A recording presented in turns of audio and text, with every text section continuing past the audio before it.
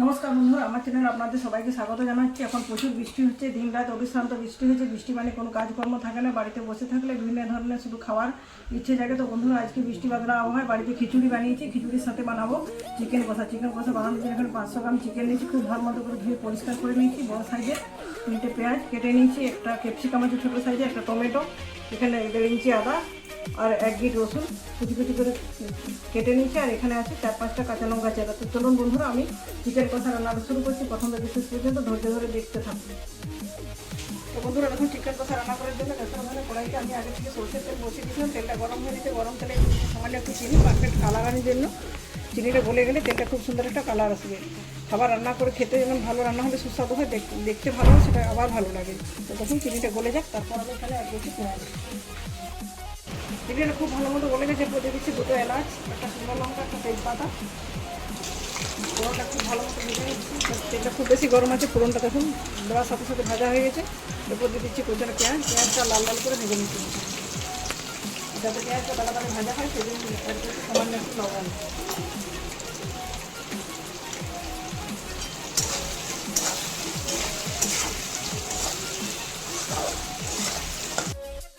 দেখুন বন্ধুরা, পেঁয়াজটা খুব ভালো মতো করে কষানো হয়ে গেছে। যদি চিকেন কষা বানাতে চান, পেঁয়াজটা এভাবে গোল্ডেন ব্রাউন কালার করে ভেজে নিতে। এরপর দিয়েছি গ্রেড করা আদা এবং রসুন, এটা খুব ভালো মতো করে কষিয়ে নিচ্ছি।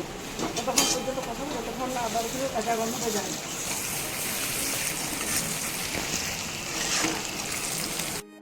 আদা রসুনটা খুব ভালো মতো করে কষিয়ে নিচ্ছি, কাঁচা গন্ধটা চলে গেছে। রসুন ভাজার একটা খুব সুন্দর ফ্লেভার হচ্ছে। এরপর এখানে অ্যাড করছি হলুদ, 1.5 চামচের মতো হলুদ অ্যাড করছি। আর দিয়ে দিচ্ছি লবণ। লবণ যেহেতু আগে অ্যাড করেছি, এখন 1/2 চামচ লবণের দিচ্ছি, খুব বেশি লবণ দিচ্ছি না। আর সাথে দিয়ে দিচ্ছি কেটে রাখা টমেটো। এগুলো আগে খুব ভালো মতো করে কষিয়ে নিচ্ছি।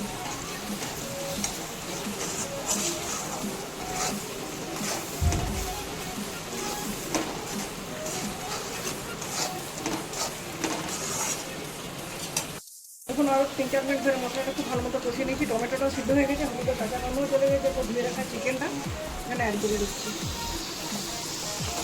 চিকেনটা দেওয়ার পর 8-10 মিনিট ধরে লো টু মিডিয়াম হিটে খুব ভালো মতো করে চিকেনটা কষাচ্ছি।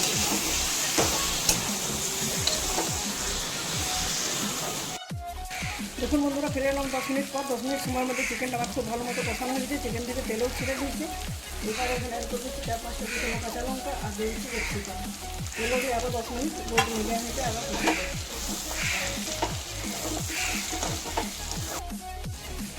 দেখুন বন্ধুরা, ক্যাপসিকাম দেওয়ার পর চিকেনটা আরও 10 মিনিট লো টু মিডিয়াম হিটে কষিয়ে নিচ্ছি। ক্যাপসিকামটা সিদ্ধ হয়ে গেছে, তো খুব বেশি সিদ্ধ করবো না, তাদের ক্রাঞ্চিনেসটা নষ্ট হয়ে যাবে, ভালো লাগবে না। এরপর একদম সিমে এটা 20 মিনিটের মতো বসিয়ে রেখে দিচ্ছি। তবে সেই সময়ের মধ্যে মাঝে মাঝে নাড়াচাড়া করবো। তো দেখুন বন্ধুরা, আধ ঘন্টা সিমে বসিয়ে রেখে দিয়েছিলাম। আমার চিকেন কষা পুরোপুরি কমপ্লিট হয়ে গেছে। দেখতে যেমন সুন্দর হচ্ছে, খেতেও সেরকম অপূর্ব স্বাদের হবে। দেখে মনে জিভে জল চলে আসছে। বা সামান্য একটু গরম মশলার গুঁড়ো ছড়িয়ে দিচ্ছি। ছড়িয়ে দেওয়ার পর আমি গরম গরম খিচুড়ির সাথে সার্ভ করি। তো বন্ধুরা দেখুন, আমি চিকেন কষা গরম গরম খিচুড়ির সাথে সার্ভ করেছি। বৃষ্টি বাদলার আবহাওয়ায় বেশিরভাগ বাড়িতে খিচুড়ি হচ্ছে। অবশ্যই আপনারা খিচুড়ির সাথে এরকম চিকেন কষা বানাতে পারেন। আমি আশা করছি আমার আজকের ভিডিওটি আপনাদের ভালো লাগবে। যদি ভালো লাগে অবশ্যই বাড়িতে একবার বানাবেন, কমেন্ট করে জানাবেন কীরকম লাগলো, কারণ আপনাদের মূল্যবান মতামতে আমাকে এগিয়ে যেতে সাহায্য করবে। আর ভিডিওটি যদি ভালো লাগে প্রচুর প্রচুর লাইক এবং শেয়ার করবেন। চ্যানেলটি যদি নতুন বন্ধু হয়ে থাকেন, এখনও চ্যানেলটি সাবস্ক্রাইব করে না থাকেন, অবশ্যই চ্যানেলটি সাবস্ক্রাইব করে পাশে থাকা বেল বাটন অন করে দেন আমার চ্যানেলের সমস্ত ভিডিওর আপডেট পাওয়ার জন্য। আজকের মতো এ পর্যন্ত। পরের দিন দেখা হবে নতুন কোনো রেসিপির সাথে। ভালো থাকুন, সুস্থ থাকুন, সুরক্ষিত থাকুন। ধন্যবাদ।